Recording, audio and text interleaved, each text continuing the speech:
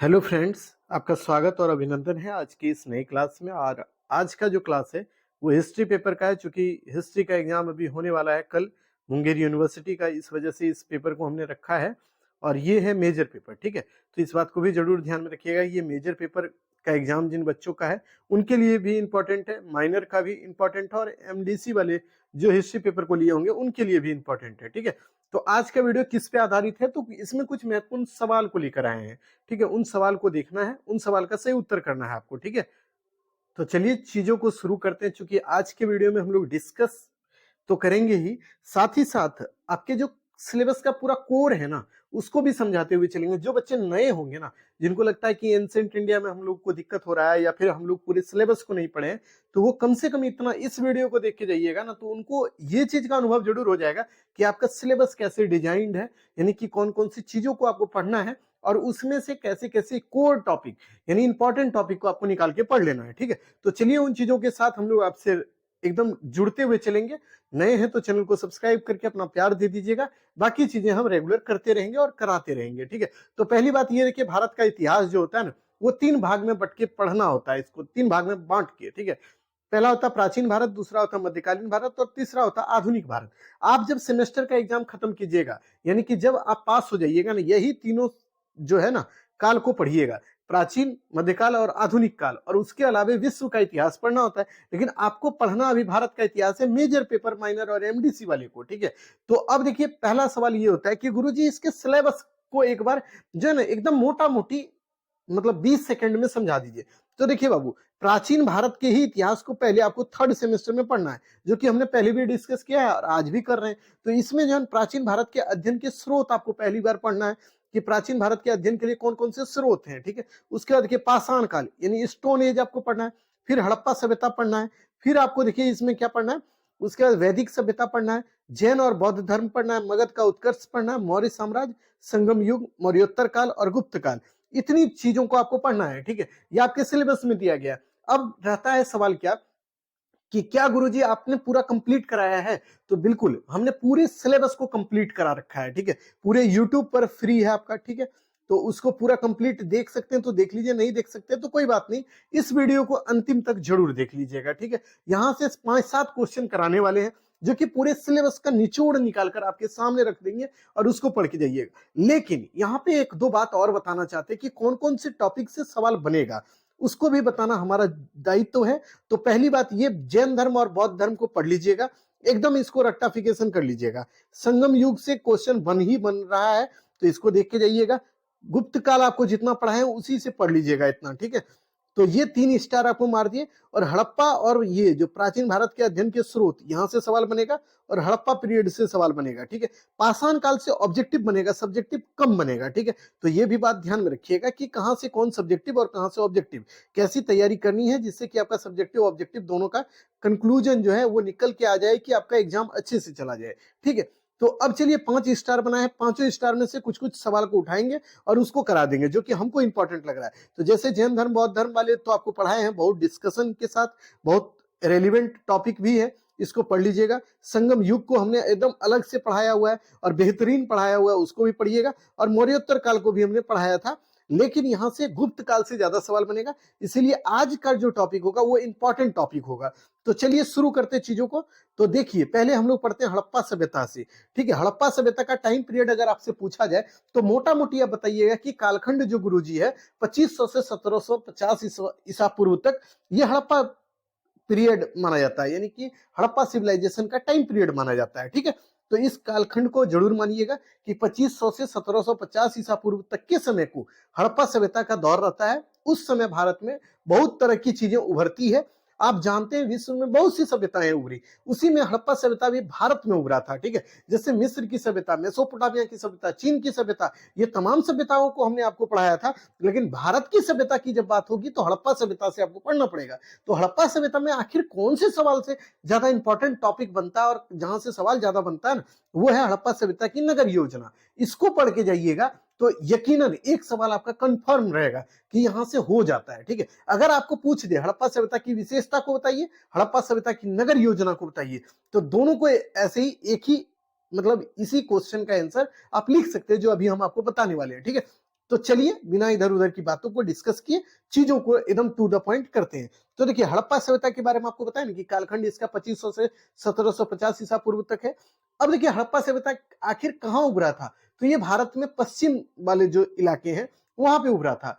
अब देखिए दूसरा सवाल बनता है कि गुरुजी एक बात बताइए, हड़प्पा सभ्यता का नामकरण क्यों पड़ा, हड़प्पा सभ्यता इसको क्यों बोलते हैं? तो देखिए थोड़ा सा आपको एकदम ले चलते हैं पीछे, जो कि हमने डिस्कस किया था, पढ़ाया भी है आपको। तो देखिए हड़प्पा सभ्यता इसलिए इसको बोलते हैं कि चूंकि हड़प्पा एक स्थल है, एक जगह है, एक गांव के रूप में था, ठीक है। इसको खोज टाउन था, एक तरह से शहर था, वो नगर था। उसको खोजने के बाद वो जो स्थल है ना, वो सबसे पहली बार खोजा गया हड़प्पा, इसीलिए इस सभ्यता को हड़प्पा सभ्यता बोलते हैं। इस सभ्यता को सिंधु घाटी सभ्यता भी बोलते हैं, इसलिए बोलते हैं क्योंकि सिंधु नदी जो है ना, जो कि पाकिस्तान और हिंदुस्तान में एक तरह से फ्लो करती है या बहती है, तो इसी के किनारे में ज्यादातर स्थल, यानी ज्यादातर जो क्षेत्र हड़प्पा सभ्यता के मिले, इसी क्षेत्र में मिले, सिंधु के निकट मिले, इसीलिए इसको सिंधु घाटी सभ्यता भी बोलते हैं, ठीक है। तो इतनी बातें आपको ध्यान में रखना है। हड़प्पा सभ्यता का जो अब नगर योजना है इसको समझना होगा। तो हड़प्पा सभ्यता, जैसे कि मान लीजिए कि आपको बोले कि नगर कैसे होता है, नगर में जो होता है घर होते हैं बड़े बड़े, उसमें कुएं होते हैं, क्योंकि पानी का व्यवस्था होना चाहिए, उसमें शौचालय की व्यवस्था होती है, उसमें सड़क होते हैं, उसमें देखिएगा आपकी लाइट का व्यवस्था होता है, लाइट के लिए देखिए पोल होता है, उसमें लाइट लगा रहता है। उसी तरह की व्यवस्था लगभग लगभग सेम एज इट इज आप देखिए हड़प्पा सभ्यता में होती थी। उसमें नाली की व्यवस्था भी होती थी, ताकि पानी जो वेस्ट होता है ना, मतलब खराब होता है ना, उसको निकाला जाए शहर से बाहर, ठीक है। तो ये तमाम चीजें वहां पे व्यवस्थित थी, तो उनको देखना होगा, ठीक है। तो हड़प्पा नगरों का निर्माण जो है जाल पद्धति पर हुआ था, यानी आपसे पूछेगा हड़प्पा सभ्यता का जो नगर बनाया ना, वो कैसे बनाया, तो आप बोलिएगा ऐसे, जो जाल का निर्माण होता है ना, ऐसे ऐसे देखिए पतला पतला धागा जुड़ा होता है और इसी तरह से उसको बुना जाता है। तो ये कपड़े के रूप में, यानी जाल के रूप में इसका निर्माण हुआ था। इसी को बोलते हैं इंग्लिश बॉन्ड पद्धति, और इसी को बोलते हैं चेस बोर्ड पद्धति, ठीक है। तो ये भी ध्यान रखिए, चेस बोर्ड पद्धति। तो इसी पर आधारित ये पूरा का, जिसको शतरंज का बिसात भी बोलते हैं, ठीक है। तो उसी पर आधारित ये हड़प्पा सभ्यता पूरा दिखता था दूर से, ठीक है। हड़प्पा नगर दो भाग में बटा हुआ था, यानी हड़प्पा नगर जो था दो भाग में बटा था। एक होता था अमीरों का घर, अमीरों का शहर, और एक होता था गरीब लोगों का, तो जिसको बोलते थे पश्चिमी और पूर्वी टीला, ठीक है। यानी ये जो नगर है ना, मान लो कि ये हड़प्पा सभ्यता है, ठीक है, हड़प्पा नगर है, तो ये दो भाग में, एक होता था इधर, एक होता था इधर। तो आपको अब बताना है या आपको समझना है, ऐसे देखो ये हड़प्पा नगर है, तो ये हो गया पश्चिमी और ये हो गया पूर्वी। तो आपको ये ध्यान में रखना, पश्चिमी टीला किसके लिए था और पूर्वी टीला किसके लिए था, तो उस चीज को भी हम आपको बताते हैं। पश्चिमी टीला, जिसे गढ़ी कहा जाता था, सामान्यतः यह जो होता था, ये भाग किलेबंद होता था और इसका निर्माण चबूतरे पर किया जाता था। यानी ये जो पार्ट होता था हड़प्पा सभ्यता का, ये वाला पार्ट, देखिए आपको बताएं, ये वाला पार्ट, ये पश्चिमी वाला पार्ट, तो ये जो होता था ना, ये धनी लोगों का होता था, ठीक है। ये जो होता था, ये जो पूरा टीला होता था ना, ये घेरा होता था किससे, ये ईंट के दीवार से घिरा हुआ होता था, ठीक है। और ये जो होता था, ये वाला पार्ट पूर्वी टीला, ये गरीब लोगों का होता था, ठीक है। तो ये भी ध्यान में रखिए, गरीबों का होता था, यानी कि कम पैसे वाले लोगों का ये टीला होता था, ठीक है। तो दोनों बातों को ध्यान में रखिएगा। पूर्वी टीला यह सामान्य जनता का आवास क्षेत्र होता था, यह क्षेत्र जो है ना किलेबंद नहीं होता था, ठीक है। तो इसको भी ध्यान में रखिएगा। तो यानी हड़प्पा सभ्यता में दो चीजें याद रखेंगे आप, हड़प्पा सभ्यता का नगर योजना जो है वो इंग्लिश बॉन्ड पद्धति या जाल के यानी शतरंज के विसात के आधार पर आधारित था या डिजाइंड था। और उसके बाद इसमें एक बात ध्यान में रखिएगा कि ये जो हड़प्पा सभ्यता का जो टीला है ना, दो भाग में बटा हुआ था, नगर दो भाग में बटा होता था, पूर्वी टीला और पश्चिमी टीला। पूर्वी टीला होता था गरीब लोगों का और पश्चिमी टीला होता था अमीर लोगों का, ठीक है। इतना ध्यान में रखिएगा। अब देखिए यहाँ पे भवन कैसे बनते थे, यानी कि यहाँ पे जो बिल्डिंग्स बनते थे वो कैसे होते थे। तो भवन का निर्माण देखिए, हड़प्पा सभ्यता में भवन जो होता था पक्की ईंट, यानी कि पक्की हुई ईंट से बनाया जाता था। यानी आज जो हम लोग भवन निर्माण में, यानी हम लोग का जो घर बनता है उसमें जो ईंट का यूज करते हैं ना, आज हम लोग पकी हुई ईंट का, यानी कि आग में पका हुआ ईंट, उसी का यूज ये लोग भी करते थे, ठीक है। और मकान जब बनता था ये दो मंजिला होता था, ठीक है, यानी कि डबल बिल्डिंग का होता था, क्योंकि अधिकतर घरों में सीढ़ियां मिली है। यानी मकान जब दो मंजिला होगा तो उसके ऊपर चढ़ने के लिए भी व्यवस्था की जाती थी ना। तो चढ़ने के लिए क्या व्यवस्था थी पता है, वो दो मंजिला होता था तो उस पे चढ़ने के लिए सीढ़ी बनी होती थी और सीढ़ी के माध्यम से आप ऊपर चढ़ सकते हैं, ठीक है। भवनों के फर्श जो होते थे वो पक्की ईंट के बने होते थे और छत जो है ना घास फूस को बिछाकर ऊपर से मिट्टी जो है ना उसके छाप लगाकर बनाए जाते थे। यानी कि आप कुल मिलाकर ये समझिए, इस समय जो है भवन जो बनता था वो ईंट का बनता था और ये भवन दो मंजिला होता था। ऊपर चढ़ने के लिए सीढ़ी की व्यवस्था होती थी, और छत जो होता था वो ईंट का बनता, ये माफ कीजिएगा, मिट्टी का बनता था, लकड़ी का बनता था। इन तमाम चीजों का यूज होता था छत को बनाने में, ठीक है। खिड़कियां जो होती थी वहां पे, वो खिड़कियां गलियों की तरफ खुलती थी, यानी कि जो टाउन का जो गली होता था ना, उसी की तरफ खिड़की खुलता था, ठीक है। इसको भी ध्यान में रखिएगा। अब देखिए, आपको एक बात और ध्यान में रखना है, ईंट, यानी ईंट का प्रयोग यहाँ पे जो होता था हड़प्पा सभ्यता में, वो कैसी ईंट का प्रयोग होता था, यानी वो ईंट कैसे होता था, उसके साइज कैसे होते थे, तो ये चीज को आपको ध्यान में रखना होगा। तो ईंट हड़प्पा सभ्यता में ये माफ कीजिएगा, चतुर्भुजाकार होता था, यानी इस तरह का ईंट होता था, ठीक है। इस तरह के ईंट का प्रयोग होता था, कहीं ऐसे ईंट का प्रयोग होता था, कहीं टी आकार के ईंट का प्रयोग होता था, यानी बहुत तरह के ईंट बनते थे, ठीक है। तो उस तरह के ईंटों का यूज किया जाता था यहाँ पे, ठीक। उसके बाद ईंट को जो है ना, गर्म करके पकाया भी जाता था, तो इसको भी ध्यान में रखिएगा। मकान के निर्माण में ईंट का प्रयोग होता था। ईंट का आकार जो होता था वो 4:2:1 के अनुपात का होता था, ठीक है। और ईंट का जो जुड़ाई होता था इंग्लिश बॉन्ड पद्धति पर होता था, आधारित होता था। ईंट को मतलब मान लो कि एक ईंट ये है, दूसरा ईंट ये है, तीसरा ईंट ये है, इसको एक दूसरे से जोड़ना है, मान लो कि ऐसे करके जोड़ के एक दीवार बनाना है। तो इसको जोड़ने के लिए अभी हम लोग क्या करते हैं, सीमेंट वगैरह का यूज करते हैं ना। उस समय लोग सीमेंट का यूज नहीं करके इसके बीच में डालते थे, क्या जानते हैं, जिप्सम डालते थे। जिप्सम डालते थे और इसी से इसको जोड़ने का काम करते थे। तो इस बात को भी ध्यान में रखिएगा, ठीक है। तो ईंट का निर्माण आप समझ गए कि ईंट का क्यों निर्माण होता था, घर बनाने के लिए, ठीक है। ईंट कई तरह के होते थे, जैसे टी आकार का, एल आकार का, ये सब ईंट के प्रकार होते थे। इसी तरह से बनते थे। टी आकार का, जैसे एल आकार का, तो कहीं पे मान लो कि ये नाली है, तो नाली को पास करने के लिए कैसे बनेगा, ऐसे ही आकार का ईंट रहेगा, तब ना यहाँ पे जोड़ दिया जाएगा कोना को। इसी तरह से टी आकार का भी ईंट बनता था नाली के निर्माण के लिए, ठीक है। तो ईंट का निर्माण बहुत तरह से होता था, इसको भी ध्यान में रखिएगा, ठीक है। अगले टॉपिक को समझते हुए चलिएगा। अगला टॉपिक क्या है आपके लिए, वो है इसके सड़क, यानी सड़क इस समय कैसे होते थे। तो देखिए बाबू, सड़क जो होते थे, ये मान लो कि ये भवन है, ये चारों तरफ भवन है हड़प्पा सभ्यता में, ठीक है। ये भी है, इधर भी है, मान लो इधर भी है और इधर भी है। तो इसके बीच में होता था सड़क, ठीक है। सड़क ये जो होता था ना, ये मेन सड़क होता था। उसके बाद देखिए, इधर से छोटे छोटे गली के सड़क भी आके इसी सड़क में मिलते थे, मेन सड़क में, ठीक है। तो यानी सड़क जो है, छोटे सड़क भी होते थे, बड़े सड़क भी होते थे, बहुत तरह के सड़क होते थे, ठीक है। और सड़कों का निर्माण जो होता था वो कच्ची ईंट से होता था, यानी घरों का निर्माण पक्की ईंट से और सड़क का निर्माण कच्ची ईंट से, ठीक है। उसके बाद देखिए, कालीबंगा एक जगह है जहां पे देखिएगा सड़क के निर्माण में ना पक्की ईंटों का प्रयोग किया गया है, यानी पकी हुई ईंट का यूज जो है ना, कालीबंगा जो है वहां पे किया गया सड़क निर्माण में, ठीक है। इसको जरूर रखिएगा ध्यान में, ठीक है। सड़क एक दूसरे को समकोण पर काटती थी, यानी मान लो कि ये सड़क है और इधर से भी कोई सड़क आ रहा है, तो ये एक दूसरे को 90 डिग्री का कोण बनाकर समकोण पर काटती थी, ठीक है। तो सड़क के बारे में इस बात को भी ध्यान में रखिएगा कि ये 90 डिग्री पर एक दूसरे को काटती थी, ठीक है। तो सड़क का निर्माण इतना बेहतरीन होता था। नगर को आयताकार रूप प्रदान करने का भी काम करती थी कौन, सड़क, ठीक है। इसको भी ध्यान में रखिएगा। मुख्य सड़क को प्रथम सड़क और राजपथ कहा जाता था।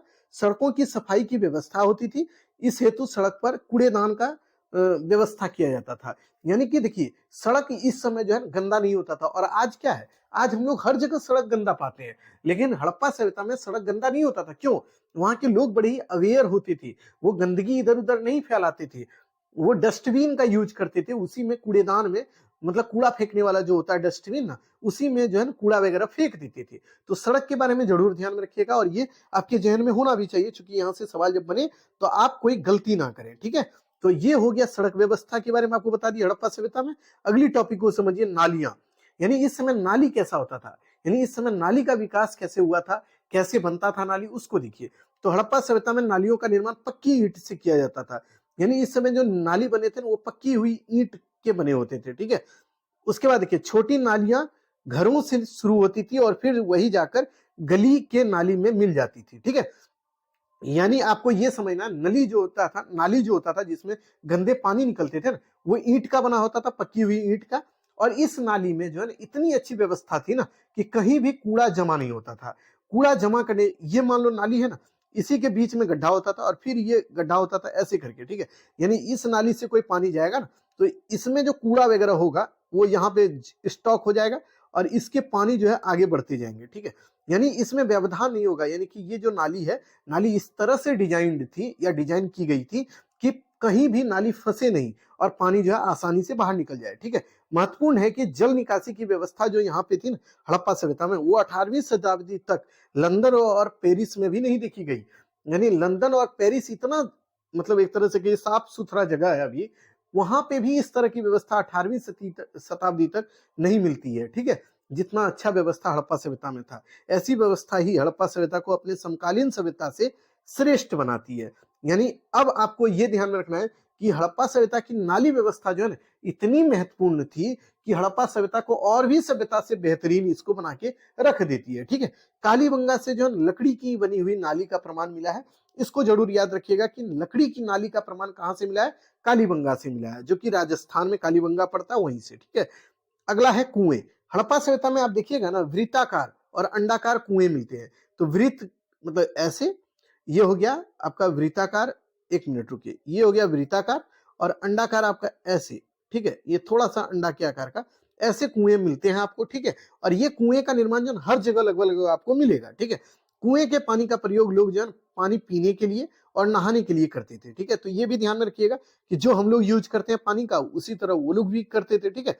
उसके बाद देखिए अन्नागार। अन्नागार का मतलब होता है जहां पे अनाज को रखा जाता है। हड़प्पा सभ्यता में बहुत से ऐसे जगह हैं, हड़प्पा हो गया, मोहनजोदाड़ो हो गया, लोथल हो गया, कालीबंगा हो गया, ये सभी जगह से ना अन्न रखने वाले कुठार मिले हैं, जगह मिले हैं, यानी कि जहां पे अनाज को रखा जाता था, जैसे धान है, गेहूं है, जौ है, ये सबको रखने का एक जगह होता था अन्नागार, ठीक है। हड़प्पा सभ्यता में नगर सामान्यतः दुर्ग क्षेत्र से बाहर तथा नदी तट के तट पर स्थित मिले हैं। मोहनजोदड़ो हो गया, हड़प्पा हो गया, कालीबंगा हो गया और लोथल, यहाँ से जो है अन्नागार के प्रमाण मिले हैं, ठीक है। हड़प्पा और मोहनजोदड़ो से प्राप्त अन्नागार इस सभ्यता का सबसे बड़ा अन्नागार है, ठीक है। तो इस बात को जरूर ध्यान में रखिएगा कि अन्नागार का एविडेंस बहुत जगह से मिला है, ठीक है। तो ये बहुत अच्छा टॉपिक भी था और इसको कंप्लीट भी कर दिए। यानी आपसे अब सवाल अगर पूछे हम कि हड़प्पा सभ्यता की आपको नगर योजना के बारे में बताना है, तो क्या आप लिख पाइएगा? तो बिल्कुल आप कोशिश कीजिएगा लिखने का, एक बार प्रैक्टिस जरूर कर लीजिएगा। जिनका एग्जाम कल है वो प्रैक्टिस नहीं भी करिएगा तो कोई दिक्कत नहीं है, लेकिन देख के जरूर जाइएगा, क्योंकि यहाँ से सवाल जब बनेगा तो आप उसको करके आए, ठीक है। वो कोशिश आप जरूर करेंगे, ठीक है। अगले टॉपिक को अब शुरू करते हैं हम लोग, उत्तर वैदिक कालीन सामाजिक स्थिति। अब देखिए उत्तर वैदिक कालीन सामाजिक स्थिति और उत्तर वैदिक कालीन आर्थिक स्थिति, ये दो टॉपिक आपको पढ़ाएंगे। ये दोनों टॉपिक से सवाल बहुत बना है, और इतना बना है ना कि इस टॉपिक को पढ़ना बहुत जरूरी है, ठीक है। अब देखिए हम लोग वैदिक काल आए, तो वैदिक काल में थोड़ा इंट्रो आपको दे दें कि वैदिक काल आप जब पढ़ते हैं, वैदिक सभ्यता आपके सिलेबस में लिखा हुआ है, वैदिक सभ्यता, ठीक है, या वैदिक काल इसी को बोलते हैं, ठीक है। तो वैदिक काल को दो पार्ट में बांट के पढ़ा जाता है। एक होता है ऋग्वैदिक काल, ठीक है, ऋग्वैदिक काल, और एक होता है उत्तर वैदिक काल। तो आप बोलिएगा गुरु जी एक बात बताओ, ऋग्वैदिक काल कब से कब तक? तो ऋग्वैदिक काल का जो समय है, टाइम पीरियड है, वो है बाबू कब से? 1500 से 1500 ईसा पूर्व से 1000 ईसा पूर्व तक, माफ कीजिएगा 1000 ईसा पूर्व तक इसका टाइम पीरियड है। 1500 से 1000 ईसा पूर्व तक का जो टाइम पीरियड है वो ऋग्वैदिक काल का है। अब देखिए आपको लगेगा उत्तर वैदिक काल का क्या टाइम है, तो उत्तर वैदिक काल अगर आपको ध्यान में रखना है, तो उत्तर वैदिक काल का टाइम पीरियड आपको ध्यान में रखना ये है कि इसका जो टाइम पीरियड है वो है 1000 ईसा पूर्व से 600 ईसा पूर्व, इसी को बोलते हैं बीसी, यानी 1000 बीसी से 600 बीसी तक का टाइम पीरियड उत्तर वैदिक काल का है। अब आपके जहन में सवाल आएगा कि सर एक बात बताइए कि उत्तर वैदिक काल में सामाजिक स्थिति आखिर क्या थी और ऋग्वैदिक काल में क्या थी? तो ऋग्वैदिक काल में समाज जो था ना बच्चों, वो 4 भाग में बटा हुआ था। अंतिम समय में वहां भी बटा था, लेकिन वहां पे वर्ण व्यवस्था नहीं था। वहां पे वर्ण व्यवस्था की जगह पे कर्म प्रधानता वहां पे ज्यादा थी, ठीक है। तो ये ध्यान में जरूर रखिएगा। उत्तर वैदिक काल में समाज जो है ना वर्ण व्यवस्था पर आधारित हो गया। वर्ण इस तरह लिखिएगा, ठीक है। इस समय जो है समाज 4 वर्ग में बटा था, ब्राह्मण, क्षत्रिय, वैश्य और शूद्र।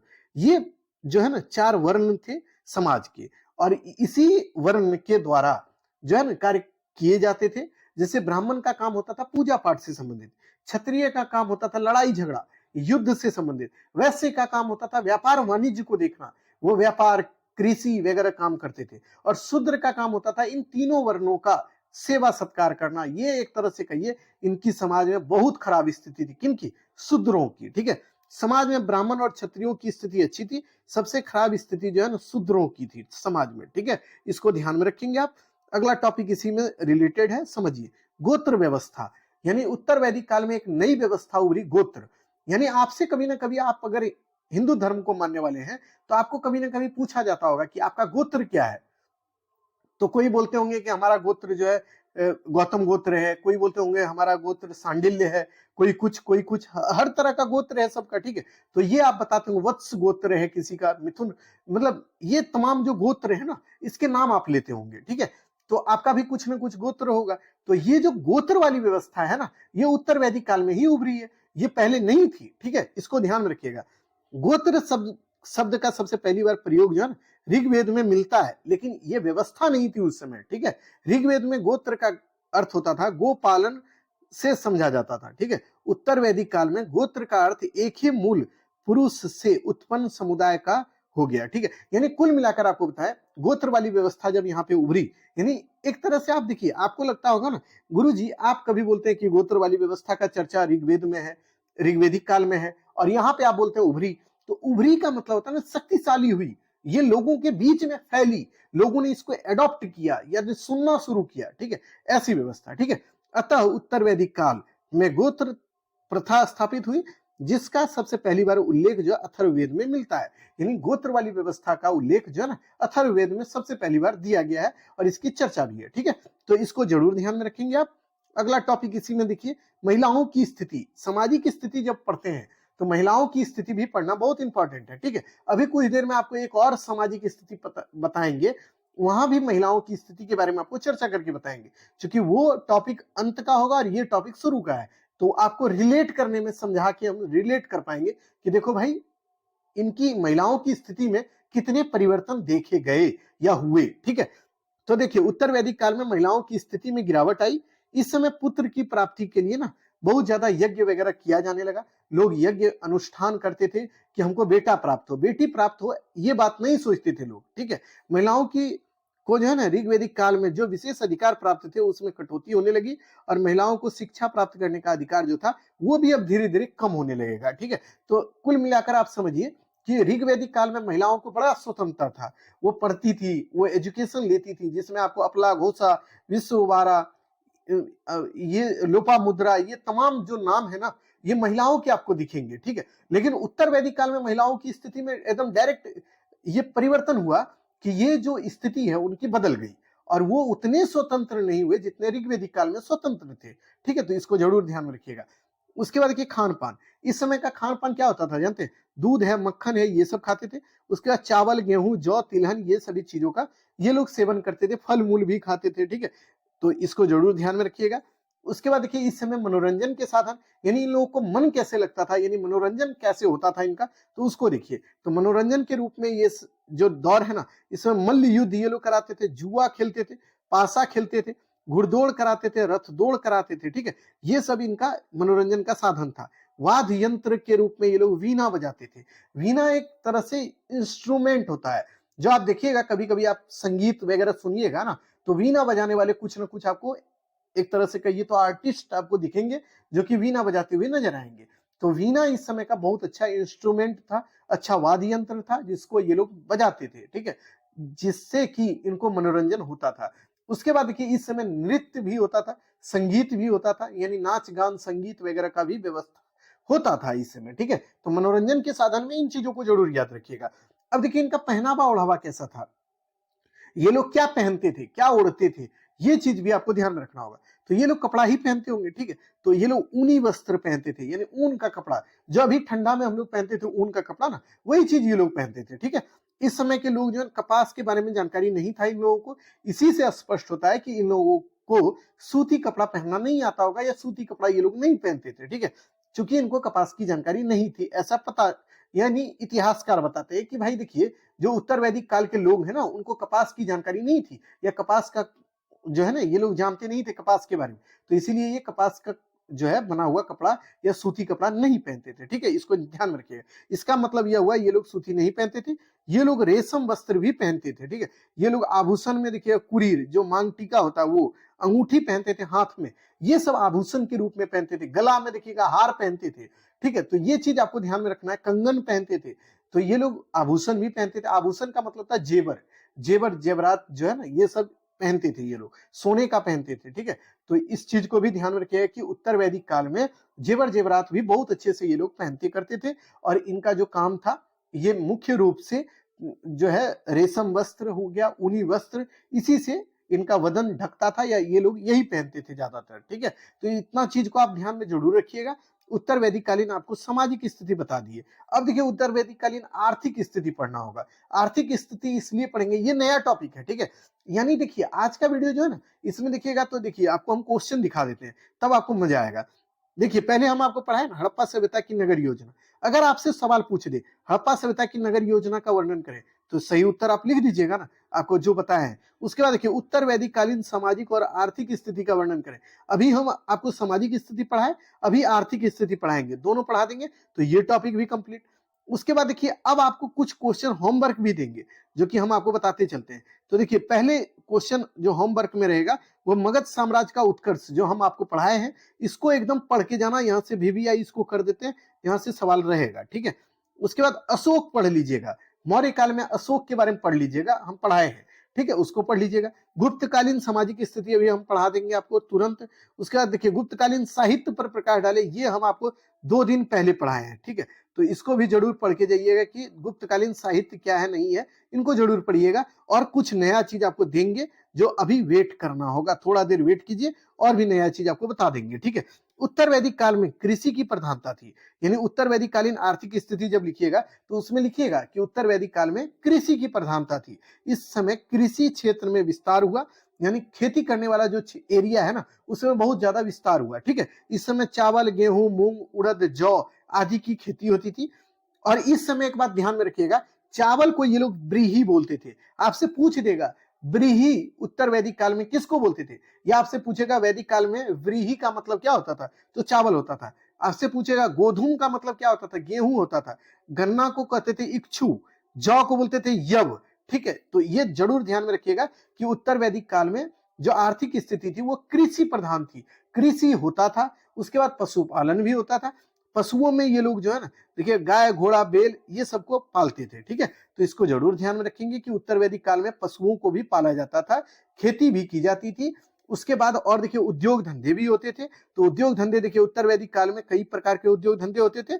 इस समय जो है ना, जल और स्थल दोनों मार्ग से व्यापार होता था। इस काल में चिकित्सा का भी पैसा विकसित हुआ, यानी कि इस समय मेडिकल साइंस का भी मतलब एक तरह से कहिए ओरिजिन हुआ। और उसी में आपको ध्यान रखना है कि अथर्ववेद में जन चिकित्सा के बारे में जानकारी मिलती है, इस बात को भी ध्यान में रखिएगा। उत्तर वैदिक काल में देखिएगा जो चिकित्सा तो जानकारी आपको मिल गया। इस समय देखिए वान हो गया, बाण जो होता है ना, धनुष बाण, उसको बनाने का भी कार्य होता था, इसका भी व्यवसाय होता था। मल्ला भी होते थे, जो कि एक तरह से नाव खेपने वाले, अभिनय करने वाले, नृत्य वगैरह करने वाले भी लोग होते थे। ये सब प्रमुख व्यवसाय थे। ठीक है, उसके बाद आपको ध्यान में रखना है, इस समय जो है ना, लोहे के बर्तन बनाने वाले या लोहे का काम करने वाले लोग होते थे। इसी तरह आपको ध्यान में रखना है कि कुछ टोकरी बुनने वाले लोग होते थे, कुम्हार लोग होते थे जो कि बर्तन बनाने का काम करते थे।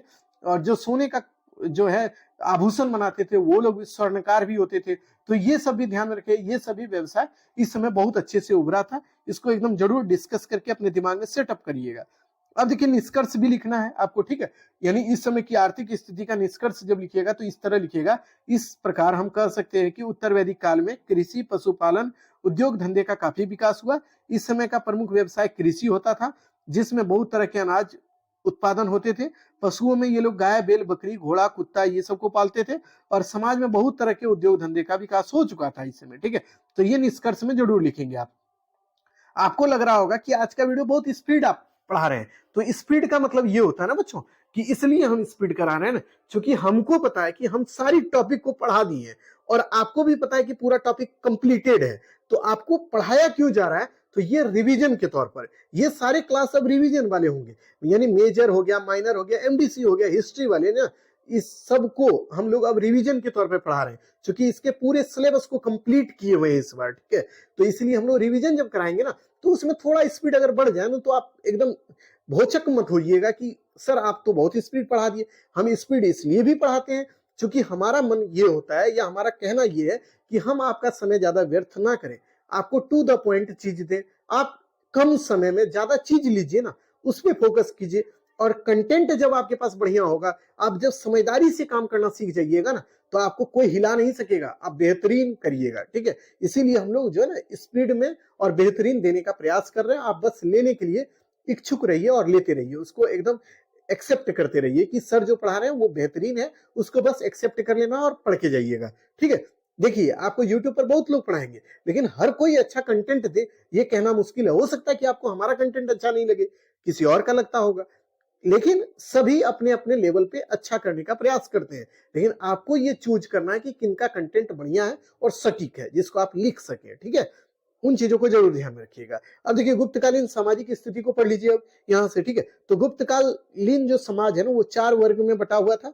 सबसे ऊपर में कौन था जानते हैं? ब्राह्मण, फिर क्षत्रिय, फिर वैश्य और फिर शूद्र।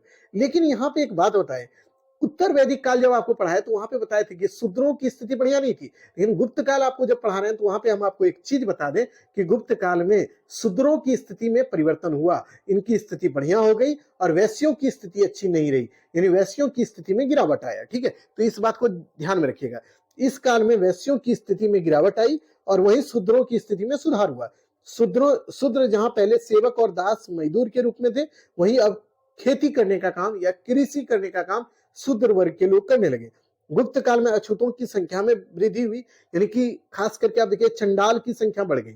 चंडाल वो लोग होते हैं ना जिनको समाज में एकदम बहिष्कृत कर देता था उस समय, उनको समाज देखिएगा कि उनको जो है गांव में प्रवेश नहीं दिया जाता था। फाहियान जो है, आप जानते हैं चंद्रगुप्त द्वितीय विक्रमादित्य के समय भारत आए थे, उन्होंने कहा भी है कि चंडालों की स्थिति समाज में बहुत अच्छी नहीं है। और चंडाल जो है ना उनका मुख्य काम क्या हो गया है जानते हैं? वो एक तरह से देखिए मेला उठाने का काम करते हैं। और चंडाल लोग जब भी गांव से मतलब गांव में प्रवेश करते थे ना, उनका वो मुंह को बजाते हुए जाते थे, यानी तो लकड़ी को ठोकते हुए जमीन पे जाते थे ताकि उनसे कोई लोग टच ना कर जाए, छू नहीं ले उसको। ठीक है, तो इसीलिए चंडालों की स्थिति बहुत अच्छी नहीं थी। इस समय बहुत तरह के और भी छोटे छोटे जातियों का उद्भव हुआ। ठीक है, फाहियान के बारे में आपको बता ही दिए, उसको लिख लीजिएगा, यानी कि वही चीज हम यहाँ पे बताए हैं। ठीक है, अगली टॉपिक को इसमें समझिए कि गुप्त काल में कायस्थ वर्ग जो है ना उसका उद्भव हुआ। कायस्थ वर्ग वो होते हैं ना बच्चों जो लिखा पढ़ी का काम करते हैं, यानी लेखन का काम करते हैं। ठीक है, तो गुप्त काल में दास प्रथा भी कमजोर हुआ, ये भी ध्यान में रखिएगा।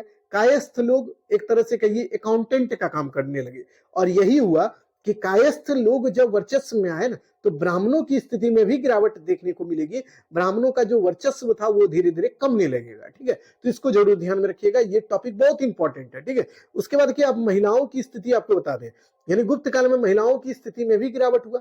इसमें आप देखिए इस समय उच्च वर्ग की महिलाओं को थोड़ी बहुत शिक्षा प्राप्त करने का अधिकार था, वहीं निम्न वर्ग की महिलाओं को बहुत कम शिक्षा प्राप्त कर पाती थी वो। ठीक है, इस काल में जो है महिलाओं का उपनयन संस्कार होना बंद हो गया। इस समय पत्नी को निजी संपत्ति समझा जाने लगा, यानी महिलाओं की स्थिति इतनी खराब हो गई कि महिलाएं खुद भी स्वतंत्र जीवन नहीं जीती थी, यानी उसका हस्बैंड है ना वही उसका मालिक हो गया इस समय। ठीक है, उसके बाद देखिए सती प्रथा का भी प्रचलन समाज में था।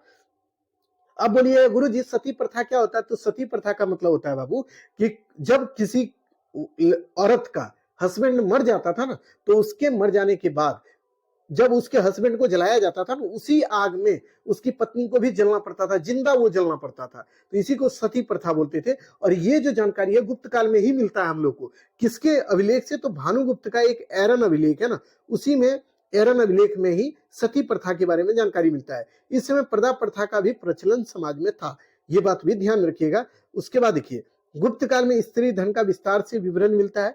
याज्ञवल्क्य स्मृति में कहा गया है कि यदि किसी विधवा का पति मर जाता है और उसका पुत्र नहीं रहता है ना, तो उसके सारे संपत्ति का अधिकार जो है ना स्त्री को हो जाएगा। यानी कुल मिलाकर स्त्री को भी कुछ कुछ अधिकार दिए गए, जिसकी जानकारी गुप्त काल में मिलती है। ठीक है, तो ये पूरा का पूरा टॉपिक कंप्लीट कराए, 4-5 टॉपिक आज कंप्लीट कराए। और इसमें मेरा फोकस ये था कि स्पीड भी हो क्लास और कंटेंट भी अच्छा हो और आपके नॉलेज के अकॉर्डिंग चीजों को दे दिया जाए। ठीक है, तो हमने अपना प्रयास किया है। आपको कितना पसंद आया नहीं आया ये तो आप कमेंट करके बताइएगा। दूसरी बात, बहुत से बच्चे बहुत परेशान हैं कि सर आपने एंसेंट इंडिया को नहीं पढ़ाया, जबकि हमने पूरे प्राचीन भारत को पढ़ा के खत्म कर दिया है। इसीलिए आपसे रिक्वेस्ट है, अगर आपको वीडियो नहीं मिले, प्लेलिस्ट नहीं मिले, तो कमेंट कीजिए कि सर हिस्ट्री का चाहिए, ज्योग्राफी का चाहिए, पॉलिटी का चाहिए, इकोनॉमिक्स, जो भी सब्जेक्ट है आपका उसका कमेंट कीजिए। अगर आपको प्लेलिस्ट नहीं मिलेगा हम देंगे और उसको पढ़ लीजिएगा। ठीक है, तो हम आपके लिए इतना करने के लिए तैयार हैं, तो आप भी कुछ करिए, यानी कि आप पढ़िए। और आप पढ़िएगा तो हमको अच्छा लगेगा और आपको भी अच्छा लगेगा, क्योंकि आपका अच्छा नंबर आएगा। ठीक है, तो बाकी चीजें अगले वीडियो में, नए वीडियो के लिए आप लोग तैयार रहिएगा। अगले वीडियो में हम लोग नई चीजों के साथ आपसे मिलते हैं, तब तक के लिए धन्यवाद। और एक इन्फॉर्मेशन और जिन बच्चों का एग्जाम हो जाता है ना, तो वो क्वेश्चन पेपर को जरूर हमारे ये व्हाट्सएप चैनल पे, यानी व्हाट्सएप वाला जो आपको नंबर दिए हैं, जो कि ये देख लीजिए 62051, इस नंबर पे आप जरूर भेज दीजिएगा, ठीक है। 62051 है ये, और 83905 ये मेरा नंबर है। पहले आप उसमें जो है ये हमारे जो भी होगा ना पेपर, जिस यूनिवर्सिटी के आप होंगे उस यूनिवर्सिटी को लिखिएगा। हिस्ट्री हो, ज्योग्राफी हो, पॉलिटी हो, कोई भी पेपर है उसको लिख के वहां पे डाल दीजिएगा, ठीक है। हम उसको कभी ना कभी देख लेंगे और उसके वीडियो हम बना देंगे, ठीक है। तो इतना आप जरूर करेंगे, क्योंकि हमें भी अनुभव होना कि भाई क्वेश्चन कैसे पूछ रहा है, और हमारे बच्चे को हमने जो पढ़ाया वो वहां से क्वेश्चन आया कि नहीं, ये हमें भी जानने की बहुत इच्छुक, मतलब हम भी इच्छुक रहते हैं, और वो काम आप ही कर सकते हैं क्वेश्चन भेजकर, ठीक है। बाकी चीजों के लिए फिर नए क्लास में मिलेंगे, ठीक है। धन्यवाद।